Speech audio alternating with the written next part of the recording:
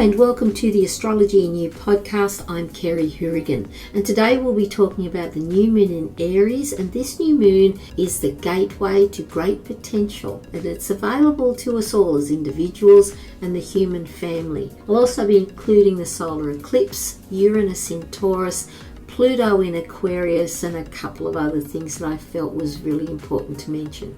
But firstly, I'd like to begin by acknowledging the original land carers, the Awabakal people, where this podcast is recorded. I give my deepest respect to elders past, present and emerging. And just a reminder before we start, you can get a free mini astrology report that includes a very detailed birth chart from Astrology in You. I created a video to show you how to create a birth chart with transits at astro.com, which both of these are very handy in any astrology that you're following. You can find the podcast on the usual platforms, including YouTube, and you'll find all the links in the show notes below. The new moon in Aries will be happening at 29 degrees and 50 minutes on the 19th or 20th of April, depending on your location.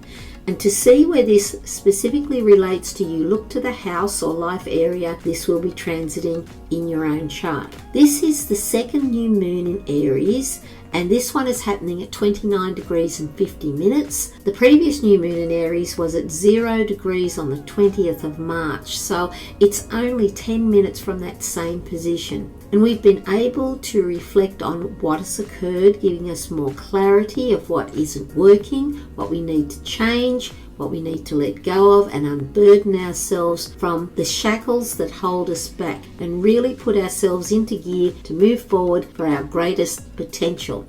And we are emerging into this new cycle with experience in our favour to emerge into a new phase, to set an intention for ourselves, our human family and our planet. So a few words about Aries. Aries is a cardinal fire sign ruled by Mars, and it rules the first house. It is the archetype of separation from the original source, from where we all come from, the separation in our birth from our mother, and the separation as we emerge from the waters of Pisces to fulfill a desire, unfolding out of the void. Aries is the archetype of identity. It is the I am principle, with its demands of assertiveness in wanting to be first, out in front, blazing the trail. And it is Aries' role to jumpstart and launch everything, and for this it requires absolute freedom. The fundamental purpose of Aries is not to blend in or to merge with, but to challenge and dispute,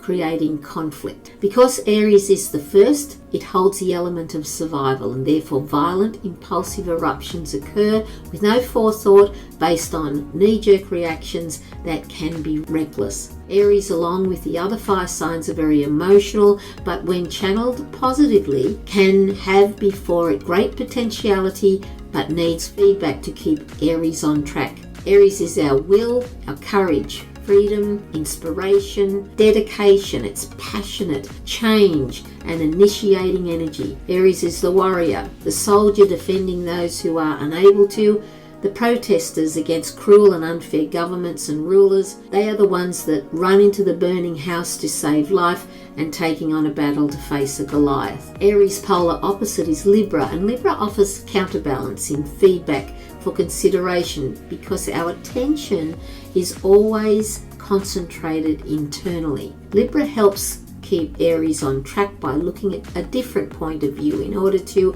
achieve one's desires, offering balance and harmony. Whether it is taken on board or not is up to the person, and without the archetype of Libra, Aries becomes unbalanced, unruly, and much energy can be wasted. Because Aries is so active and non-directional in the early stages, there can be confusion, so much time can be invested in spending time going in different directions that can end up fruitless. However, this, I feel, is always necessary to explore the different options so you know where not to go or what not to do. So we often see the shadow side of Aries expressed as acting impulsively, interrupting and disrupting. You see someone being cut off in traffic. It can be combative, explosive, angry, speaking or acting with no forethought and not considering the consequences. Wanting to move in a different direction, and therefore for those who cannot keep up are left behind because of the impatience of Aries. Even though impulsive actions can be seen as courageous, in the extreme can be reckless and irresponsible. And keep in mind, Aries also relates to the great potential of accidents, clashes and confrontations with others, and unfortunate, irresponsible action. The new moon is in an Aries stellium, meaning there are more than 3 planets in one sign, and I've included Chiron here. There is an enormous potency in this event with the moon, sun, along with Jupiter and Chiron, as well as the solar eclipse, all happening in Aries. I can't stress enough how powerful it is to commence a new cycle.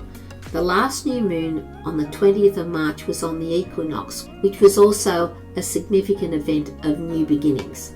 The 29-degree 50-minute position of this new moon in Aries is one of emergence and desire from the vastness of potentiality, which is Pisces, of what we desire both collectively and individually. Once our desire is identified, we explore the different options with total and absolute freedom, in considering feedback which comes from Libra to help dissipate any confusion, keep us on track and balance as we focus on our goal. The expansiveness which comes from Jupiter begins to present itself as we begin to realize the potential of how far we can go, not just individually but as a human family. We really are on a cusp of change. We will come up against obstacles, and we can see them as gifts to overcome, making us more consciously aware of our weaknesses, which is Chiron, to turn our weaknesses into strengths, to get over the ditch and to continue on our journey. Mars, the ruler of Aries, is in Cancer. Now this is a real challenge to the archetype of Mars, as Cancer squares Aries, resulting in potential angry, explosive energy on one hand, but this powerhouse combination can be the initiating emotional force to propel us forward. We always have a choice, and we must consciously choose by considering the consequences of not only our actions but our words as well. The Aries new moon conjuncts the North Node in Taurus as we begin the new cycle. The North Node signifies where we are heading on our evolutionary path. Taurus relates to resources, including ourself as our own resource, our self-sufficiency, as well as the Earth's resources. Taurus represents solid foundations to build upon. In the last 7 full moon podcasts, I mentioned all the full moons were at 16 degrees, which correlated to the Tower card in the tarot.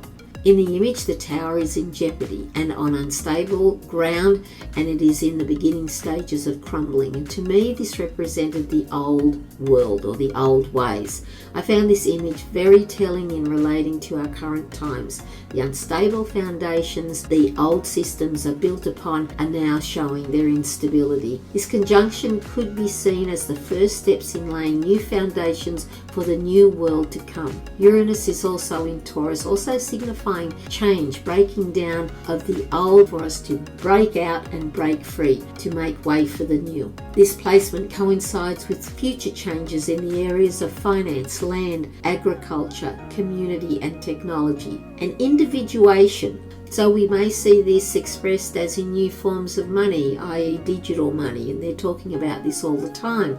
Our food, such as community gardens, and we'll see extreme weather events continue. We just have to monitor all these things as we go.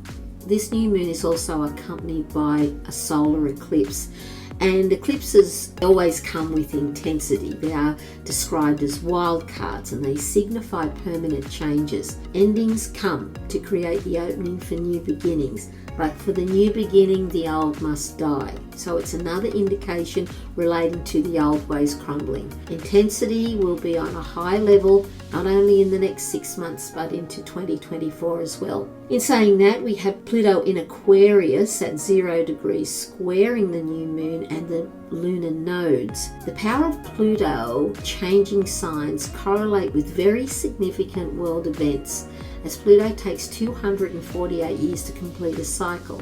The last time Pluto was in Aquarius was 1777, and this was a time of the American Revolutionary War under George Washington, and it was the height of the French Revolution. Over the years, Pluto has changed signs in 1914, 1939, and 2008, all coincided with very significant world events, as 2008 being the one that we remember most recently, which was the time of the global financial crisis. And Pluto also completely changes things. Pluto destroys, as it's a planet of death and rebirth. As I said, Pluto is also squaring the new moon. It's in a bit of a wider square to the nodes. However, it is being triggered. The nodes are being triggered, and so is Pluto being triggered.